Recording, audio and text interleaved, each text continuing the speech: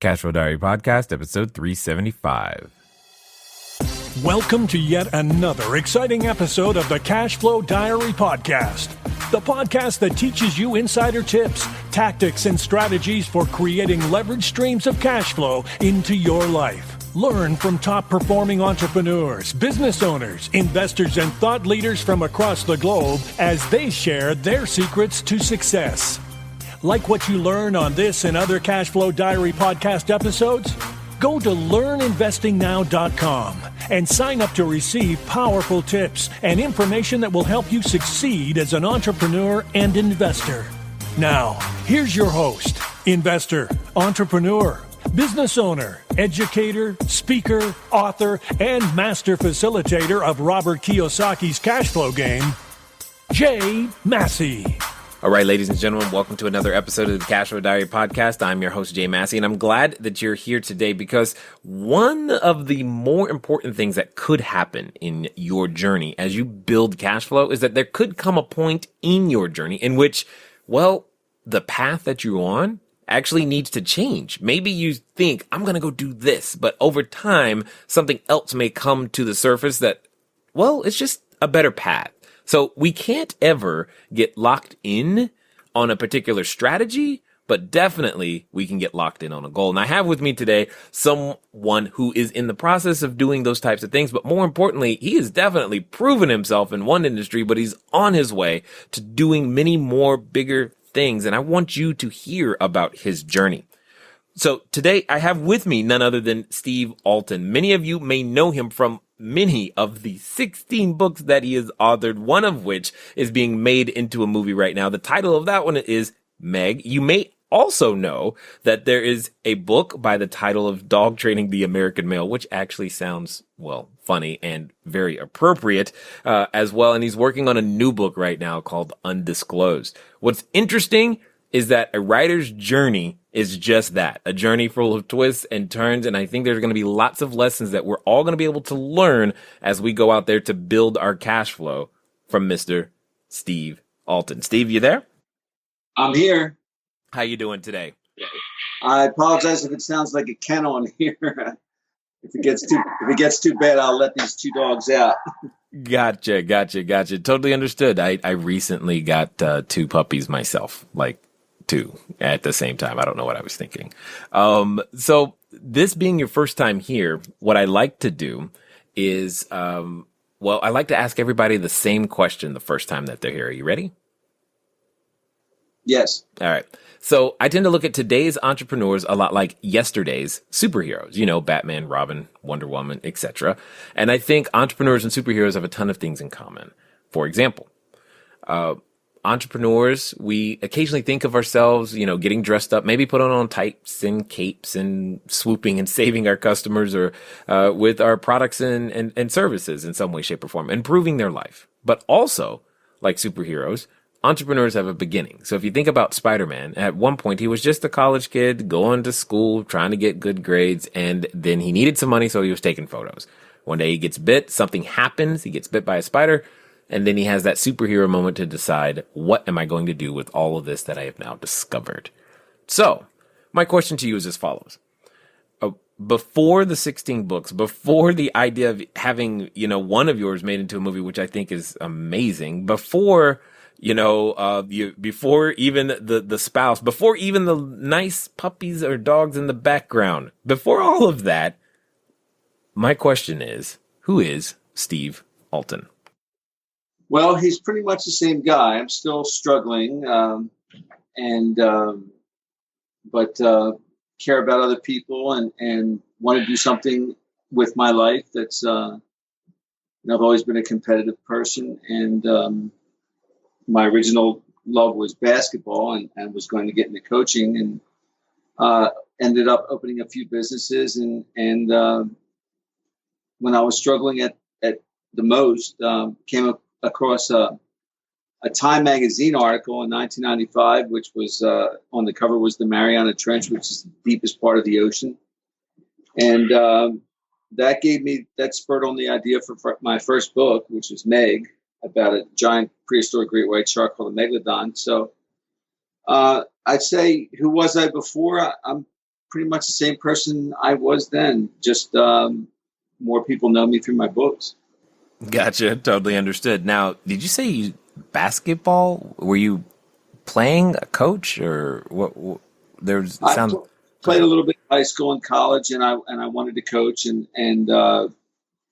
I had gone to the University of Delaware for a master's degree and had an opportunity to coach the JV team there, and went on to Temple University for a doctorate degree just so I could work with John Chaney, the Hall of Fame basketball coach.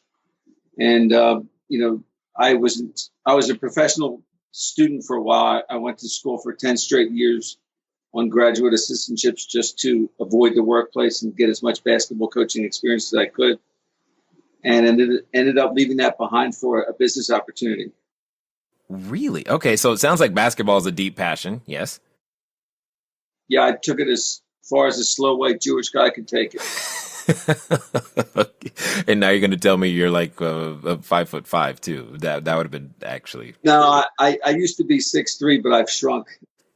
Okay, got it. Totally understood. Now, what could make you give up your passion? What was so enticing? Well, I had my last year writing my dissertation, I had taken a job as a wholesale water treatment salesman and just hated it with a passion. And selling is not something that you do to people, but you do for people. And whoa. Say that again. That was good. Well, the reason I was a lousy salesperson was I had a bad attitude. Okay. It wasn't bad. It was just that I felt that I was maybe ripping people off because it was a high ticket item. And then I went to a person's home who I did a presentation. It probably wasn't a very good one. And she bought the system, the water treatment system, which was like a $3,500 unit with reverse osmosis. It was a good unit. And I asked her, why are you buying this? I was kind of shocked because she had given me no buying signals. And she said, well, here where we live in Lansdale, Pennsylvania, the cancer rate is horrible. And we're convinced it's from the water. And your system takes out this stuff. So, of course I can afford that. And that changed my attitude. And when my attitude changed, actually it was two things that changed my attitude. That and something else, which was there was a repo place out behind the building where we worked. And one day, a friend of mine and I decided we had some time to kill before the sales meeting started. So we went to the repo place, and I convinced the repo lot owner to let me test drive a Corvette. And the only car I had ever driven up until that point was my 71 Chevy Malibu convertible, which my dad bought me when I was 17. And here I'm, probably 25, 26 years old. And I test drove the Corvette, and if you've ever driven a Corvette before, it's a race car. And I test drove it and came back and I said, I will own you. And that forced me to set a goal. Setting a goal is not a wish list. Setting a goal, as I've learned from practical experiences, you set a beginning date and end date, figure out exactly what you need to do to accomplish that goal, and then just get started. And that goal becomes your every reason for living. You wake up to it, you go to sleep to it, you think about it all the time. And that forced me to change my ways as a salesperson. Instead of coming in with a negative attitude when I knocked on the door because I hated my job, suddenly I saw this as a means to an end. And so it changed my attitude. I was happy. I was smiling. I was joyful. I was doing things for people, not to them. And I became the best salesperson in that office. And 3 months later, they offered me an opportunity to open up my own office in Delaware, which I did with a partner. And when my next birthday rolled around, I bought a new Corvette, not a repoed one. Nice. Okay, got it. All right, that makes sense. So when and this was still selling the same water filter. Yeah, Sounds like. Except we owned the company. Now that was a roller coaster ride in itself because I used my coaching experience to coach my salespeople. And because I had failed as a salesperson before I was successful, I could relate to them what it was like to go through the failure and what was necessary to do to become successful. And so I was a very good sales manager, number one in the country. In fact, our first year, we had more sales than any other office. And, we expanded too quickly and things went sour pretty quickly for other reasons. But, it was definitely a learning experience. I mean, here I was 25, 26 years old, and I think our company grossed $7 million our first year and spent $7.2 million our first. Understood. Okay, got it. So from that point, how do we go from selling water device to writing? I'm sensing there's a gap that I'm missing. Like, at what point do you go, I know, I'll just write instead? Well, I'd gone through 2 years of hell as the owner of that particular company with a partner. I no longer trusted my partner for a variety of reasons, and ended up basically giving him the company just to get my name off of everything, and opened up a similar office in Fort Lauderdale, Florida, because I wanted to be near the nice weather. And I was married at the time and ended up getting a divorce and meeting the woman that I would settle down with for the next 25 plus years. But things were a struggle down in Florida. And I ended up bouncing around from job to job. And until I read that Time magazine article, that's what that became the next focus of a goal setting. Okay. And I set the goal that I was going to write this book, and I was going to be a best-selling author. And, I tell people when I speak in schools, and I speak in schools a lot, how do you write a 400-page book if you've never written anything before? And the answer is, well, how do you eat an elephant? And the answer to that is you eat an elephant a bite at a time. And you write a manuscript a page at a time. And so if you write 2 or 3 pages a night, and I had to work at nights because I had a day job. So I would work all day and come home and start working at 10 o'clock at night till about 3 in the morning and on weekends. And I wrote 2 or 3 pages a night, and in 100 to 125 days, I had a 400-page manuscript.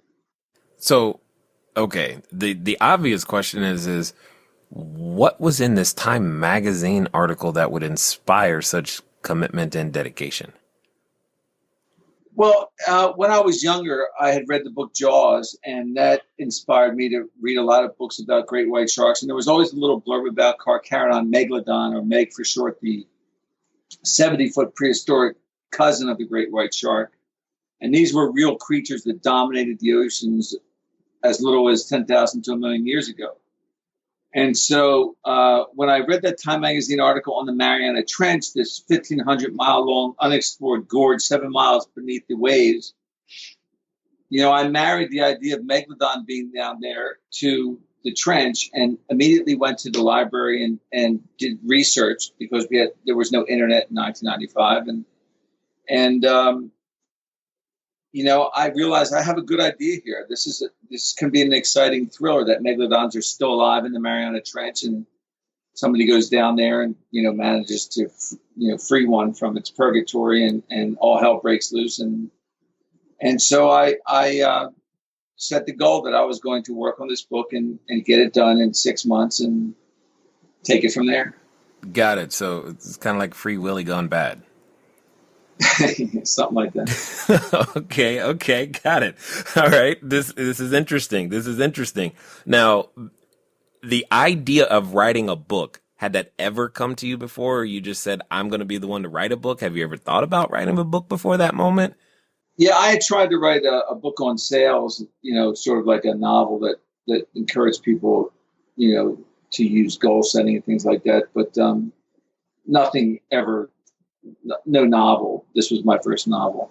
Got it. So is your family full of writers? I'm just trying to, the idea, like when I read a magazine or if I'm looking at something, the natural inclination isn't go, oh, I'll write a book. Usually there's a seed planted somewhere. Somebody, it's like you dreamed of being a writer before? I had thought about it. Yeah, I had contemplated switching from physical education to journalism at one point, but it didn't work out, Got it. and so I stayed with the athletics for a while. Got it. But and you still didn't even write a book about basketball.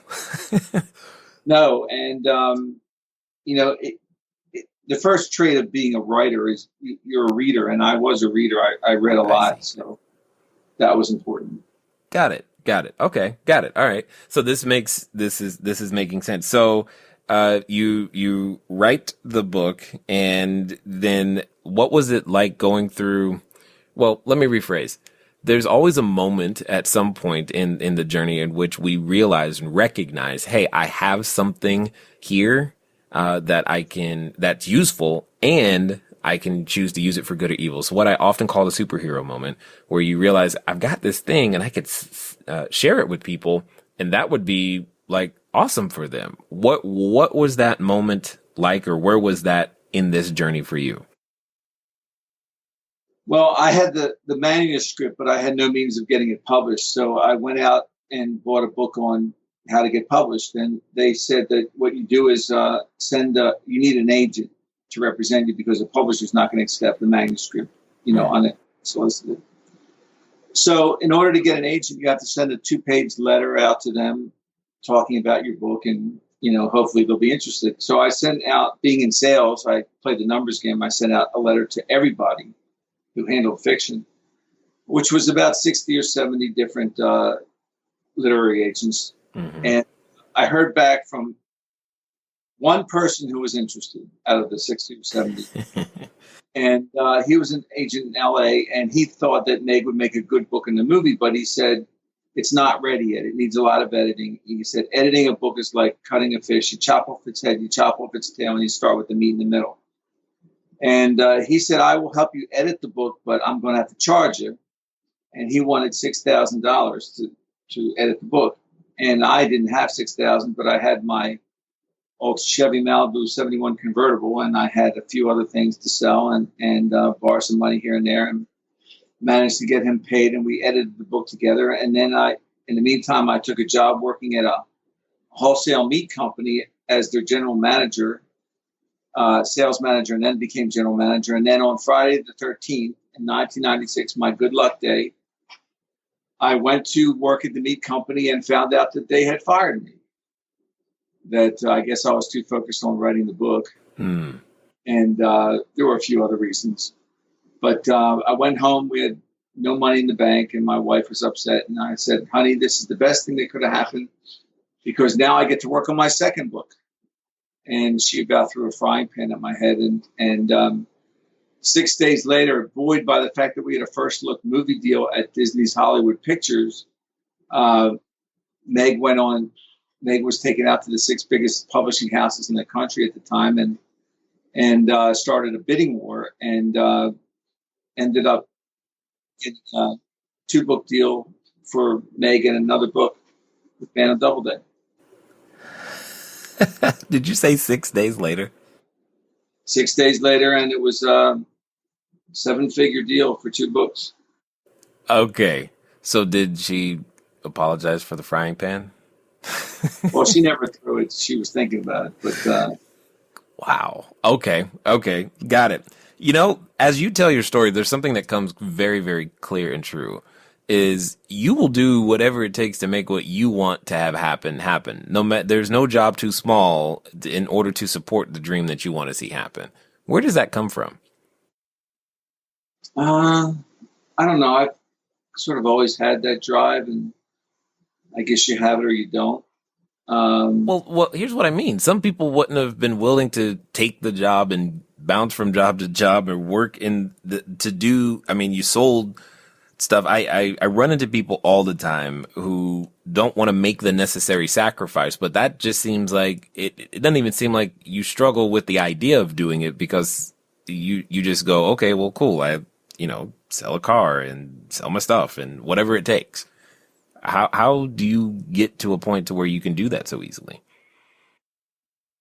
I guess I've just done it over my whole life, and it seems like I'm still doing it. I mean, at that point, you would think that I was on the road to success, and I was. Meg became a New York Times bestseller. The foreign rights were sold by Doubleday to 30 other countries. We had a movie that was not in production, but they had optioned it, and things were going well. And I was working on my second book, and then the roller coaster went down.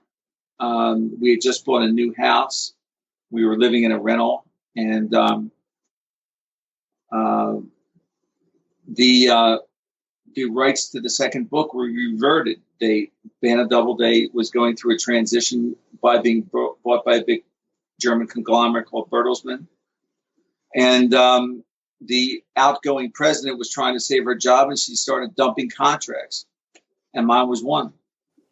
And so I had a New York Times bestseller, and they're canceling my second book 2 weeks before I'm supposed to get paid $800,000. And I realized we weren't going to be able to afford the house. We weren't going to be able to keep the cars, and we could keep them for a little bit, but I had to reinvent my goals quickly. And so the second book was about the Mayan calendar's doomsday prophecy, which I wrote in 1998. So I was quite ahead of the 2012 curve. And it wasn't ready. But what had happened was I had an editor who was guiding me, and he was trying to guide me into writing another underwater book. They were trying to make me into the next Peter Bensley, and that's not what I wanted to be. I didn't want to just write underwater stories. But I did, because I wanted to get paid, and it wasn't the book that I wanted it to be, and it wasn't the book that they wanted it to be, and then they got bought out. And so, it was a bad experience, and they gave me sort of a black eye to cover themselves, because why would you let go an author who just had a New York Times bestseller, and the paperback's coming out in 3 months? Meanwhile, the movie deal, the president of Hollywood Pictures was fired, and when a new incoming president comes into a studio, he lets go all of the past projects, or else they'll make him look bad if they succeed. And so the movie reverted. So suddenly I had no publishing deal and no movie deal. But wow. I've got my ability to set a goal, and so I did.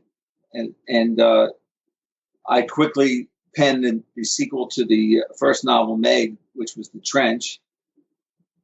Sold it for a lot less money, but at least got something that would keep me going. And then we had a sue to get the rights back to the second book, which we got the rights back to, and I eventually rewrote it, called Domain. And Domain was about the Mayan calendar's doomsday prophecy. And interesting story about Domain. It did okay in the States, but about 10 years later, around the 2012 thing, it took off, and my foreign agent was getting a lot of offers, and we sold it to Spain, a small publishing house in Spain, and it rocketed to #1. And that spurred a bunch of other foreign deals, so that my biggest selling book overseas was the one that got canceled. Okay. So you never know where success is going to come and how it's going to come. And if I hadn't sued to get the rights back to that book and rewritten it entirely, I would have not got my biggest foreign seller to date. Wow. Okay, so there's a book out there called The Entrepreneur Roller Coaster by Darren Hardy, I believe, and you're describing it so well right now, because it's up and down, and it's really, really high and really, really low. So take us to the point, because is this common for writers? I mean, what you're experiencing? One of the things to be aware of, everyone, is the fact that your entrepreneurial journey will not be a straight line. The way that your business, or the idea of the product or the service, the concept that you have today will rarely be the exact same thing that you see 3 years from today. Not because you got it wrong, but because you're listening and you're getting it right. What do I mean by that? I mean, your customers are going to tell you. They're going to inform you. They're going to help you shape exactly what it is that they want. And if you're listening, all you got to do is continue to make the changes. And as you make those changes, you begin to get toward the success you were originally after. It's simply called the feedback loop. You must be in that feedback loop in order to put yourself in a position so that you have a shot at understanding and becoming the person that you ultimately need to be so that your business can serve whom you want it to serve. If you want to get more information about concepts like the feedback loop, grab a copy of my book, Cashflow Diary, 10 Steps to Creating Wealth in Any Economy. I'll give you, yes, you, listening right now, a free PDF copy by going over to cashflowdiary.com/free book. Again, that's cashflowdiary.com/free book, and you can grab a PDF copy. I look forward to hearing what you have to say about it. Now, let's get back to the rest of the interview. As you know, someone who's I don't know. It's common for me apparently, but and the roller coaster goes on because I have successes and I think that all my books are good and the writing continues to get better and better. So that is not the roller coaster. The writing quality is getting better, but the experiences have been rough. I was able to get a movie deal with the help of a friend at New Line Cinema, and then they hired a screenwriter, and he wrote a completely different story as to what I wrote, and they canceled that contract. And then, so I've been left at the altar twice. Then a friend of mine who I'd met was a producer, Belle Avery, and I optioned the rights to Meg to her. And Belle went through hell to get Meg re-optioned again. But what she did was she got the movie financed through some contacts in China, a Chinese production company called Gravity, which is an excellent company. And so they, with a script that I had written with her, raised $150 million and took that to Warner Brothers a couple summers ago, and they optioned it, and the movie was off and running and finally greenlit. So it took 3 studios to do that, and I think it'll definitely be worth it because they've got a terrific cast and a terrific director. John Turteltaub is the director. He did the National Treasure movies, and Jason Statham is the star. Ruby Rose is in there, Li Bing Bing, and an international cast. So that had just finished filming, but through all that, I had managed to get the rights back to the original book, Meg, and there were 2 other books that I had written that were published by a small publishing house that didn't do a very good job with it. And that was Sharkman and Dog Training the American Male, which was written under a pen name, L.A. Knight. And so I wanted those books to be successful, and I had the rights to Meg. So I decided that I was going to open my own publishing house with some partners a couple years ago. And, that Meg would be the driving force behind it, but the reason that I wanted to open my own publishing house is because,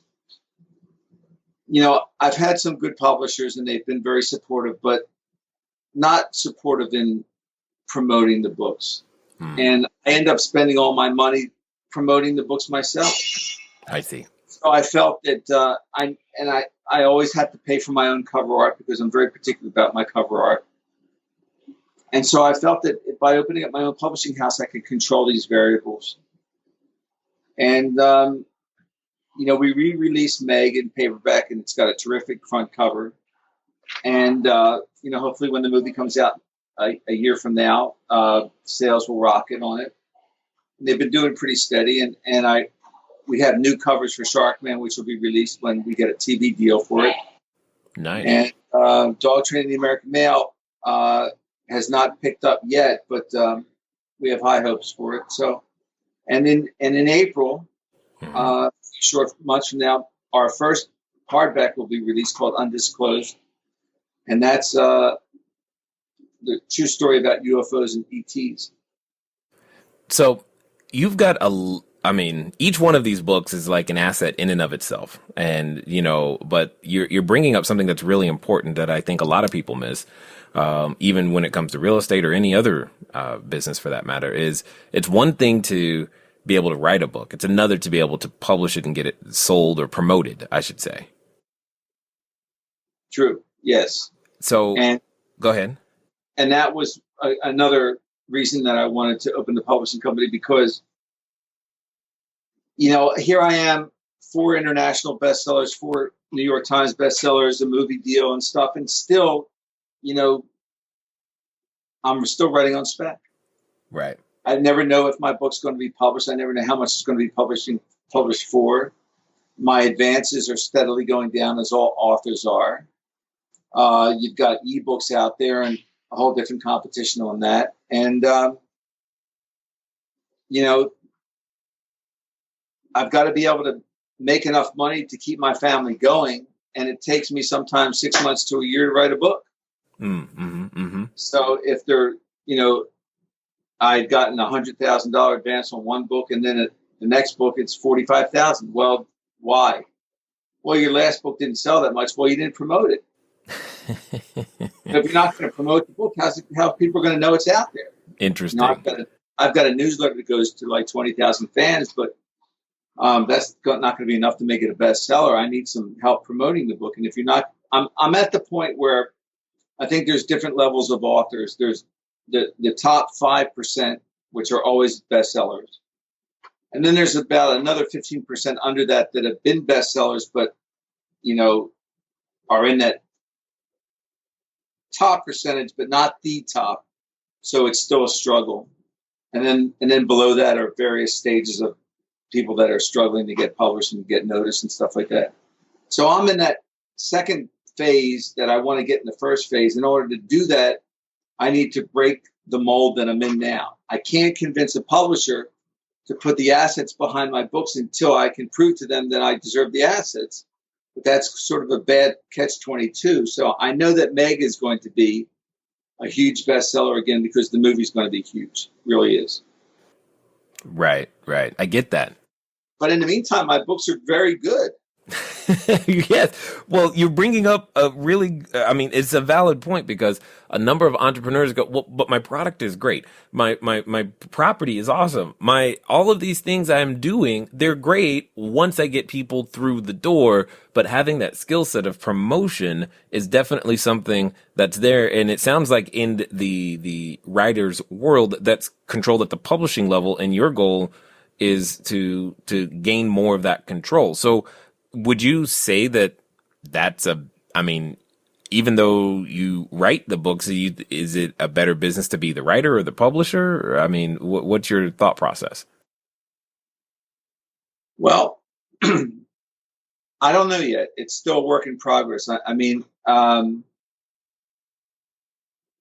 This first book will be a huge test because we started off re-releasing Meg, and it's done well.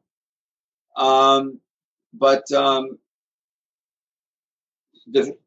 hardbacks, you get paid more. So this will be our first hardback together, and we're also publishing someone else's hardback too, which I edited. So they're both coming out, and they're both extraterrestrial UFO stories. His is nonfiction. Dr. Stephen Greer, the foremost authority on extraterrestrials. His book is called Unacknowledged, and it's coming out with a documentary attached to it. And my book is the novel side of that, called Undisclosed. So we'll see how both of those books do. You've mentioned a couple of times and I'm just curious, is this as a normal marketing strategy to have some sort of other medium supporting it? Like you said, a documentary, you've said movies, you've mentioned, I think one of them, a TV show or something. And I'm like, is that a normal path for books, or to get them noticed is to also accompany something else with them like that? Well, it's a difficult path, but it's definitely one that can succeed. And it takes a lot of luck, and it takes the right people, the right connections. And, I've been building that over the last 20 years. So hopefully there's a lot of seeds that have been sown, and hopefully I'll be able to reap a nice crop from it in the coming years. And yes, that can be a driving force behind a product, but it's not, it's sort of like saying, and people have said this to me, oh, I know how you can be successful. Get on Oprah. Well, really, Was that all? that's like saying, well, I know how you can get a lot of money. Go win the lottery. But you've got to plan out these stages of success and hope that you get a shot at the plate so that you can hit the home run. And, a lot of years have been spent trying to get up the plate. And I've been up the bat a number of times, and I've hit a number of home runs. And we'll see what the next one is. I think the book that comes out in April, Undisclosed along with Unacknowledged, I think those two books are going to be very successful because they tell the real story that has been covered up for 70 years of lies about extraterrestrials and UFOs. And what's amazing is that what had happened was I had written a book, the third in the Mayan calendar series, called Phobos, Mayan Fear. And there was a section of it, Jay, that dealt with extraterrestrials. So I do heavy research into all my books. And I researched extraterrestrials and found the number one guy behind that was a guy who had briefed two presidents and members of Congress and members of the UN. And his name was Dr. Stephen Greer. And he had something in 2001 called the Disclosure Project, where he had brought up about 20 witnesses, part of the military intelligence agencies and stuff, that had seen and been exposed to UFOs. And I wrote to him and said, can I get your permission to use excerpts from your interviews? And he said, yes. So I sent them a book when it was done, and they really loved the book, and he and his wife. And they invited me to dinner in December of 2013, my wife and I. 2 days before we were supposed to meet them for dinner, we saw UFOs. I'm not making this up. I'm not trying to promote the book by saying this, but naturally it does. But we were driving home from going to the movies on a Saturday night, and we look up in the sky, and moving above us, several thousand feet above us, are in staggered pairs are spaceships. I mean, we're blown away. We're standing by the car watching these things pass over. So naturally, the first thing we discussed at dinner, 2 or 3 nights later, was, hey, we saw UFOs. And he said, well, that's a common occurrence for people who are meeting me for the first time. It's all about consciousness. The universe is all about consciousness. And they're checking you out. And it turned out that meeting would be the start of something much bigger that we would work on together, and culminating in these 2 books and a documentary that's coming out in April. Got it. The journey of a writer seems interesting. Now, let me just ask this question. Do you enjoy the process of creating the book? I love writing it. If all I could do every day was just write, I'd be very happy. But there's a lot more that goes into being an author because it's a business. Right. And so you're writing one book, but you're promoting another, and maybe getting another one ready for print. And you're answering fan mail, and you're creating newsletters, and I'm, dealing with some other stuff that goes along with it that's not so positive. And it's a difficult life being a writer because you're living on an island. There's nobody there to tell you what to do every day. You have to get your book done. There's nobody to tell you if it's good, bad, or indifferent. You're totally on your own senses of what is a good book and what's not. And then you've got to take this finished product and get it sold. And, there are books that I'm a perfectionist when it comes to doing the research. And so it takes me longer to write books than it does other authors because I want to get it perfect. A book like Grim Reaper End of Days was like a layered onion, and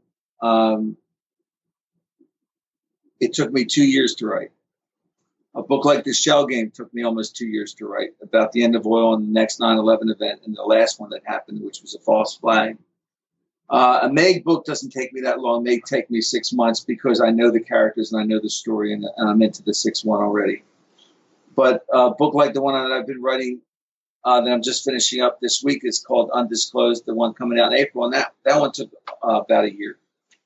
So you got to make enough money and to be able to live off of it. And unfortunately, the month is extended longer than the money in many cases. And it's tough making ends meet sometimes. So, I've done better than most, but, it's always a challenge. It's always stressful. Yeah, I can see that. I get that a lot. I totally understand that. So, for those that have listened this far and would like to, find out more about what you've got going on and or maybe even pick up a copy of one of the books, what's going to be the best way for them to reach out? Best way is to go to my website, www.stevealten.com. And there's a link if you want to contact me. It's the only email I've ever had. I answer everybody. My books are there on display, and you can actually read excerpts of them or watch the book trailer. There's posters and things for sale there if you're interested in giant sharks. And there's writing tips if you want to be a writer. Got it. Excellent. Now, as we wind down, I've got one final question here, and it'll be interesting to hear your response. Let's pretend that someone listening right now is on their edge. They're on they think they want to be that entrepreneur. Let's even go so far as to say they're standing in front of the superhero outfit store. They're ready to pick out their outfit and see if they can fly. However, as things go, oftentimes when we set these goals to go after great things, we can often be confronted with that voice. It's that voice that comes up that reminds us of what we're not and what we haven't and who do we think we are and how are you ever going to sell anything? Those types of that voice. And for some people, they are related to that voice. So my question to you is as follows. If that person who was listening actually committed to follow through and do exactly what you said in the next 24 to 48 hours so that they could get their business going and off the ground, what would you tell them to do? Well, the people who love you the most are the most negative people when it comes to setting goals, because they are there to tell you every reason why you will not succeed, because they're trying to spare you the pain that they went through maybe when they decided not to succeed. So you cannot listen to the people who you care about the most, because they will bring you down. So what you have to do is arm yourself with voices that will tell you that you can do it. And those voices come in audio tapes or books. Like, the book that affected me the most in a positive way was Napoleon Hill's Think and Grow Rich. Mm. That was my Bible of success. And that's the one that I required my salespeople to read before they could sell my product. And it's this one that I still reference when I talk in high schools, because I have a program called Adopt an Author, which is a free reading program that started out with a couple teachers who were reading my book in school. And now there's over 10,000 registered teachers in the program. And so I go to schools and speak at them and discuss, how to be successful with students.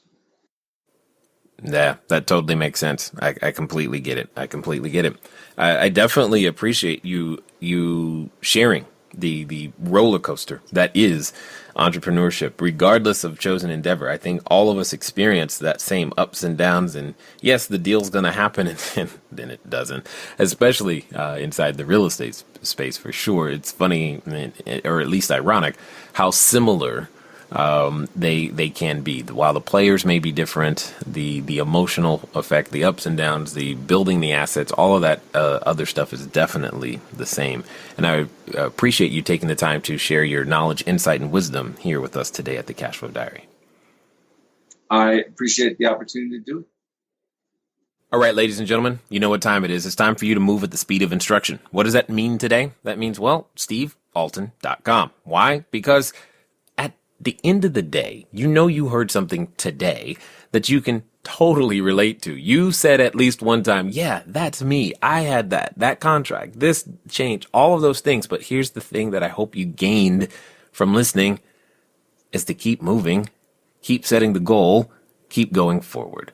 Because when you learn to fail fast, fail forward, and fail frequently, only then can you find the success you're looking for. It's been fun talking to you guys today. I look forward to talking to you soon. Until next time.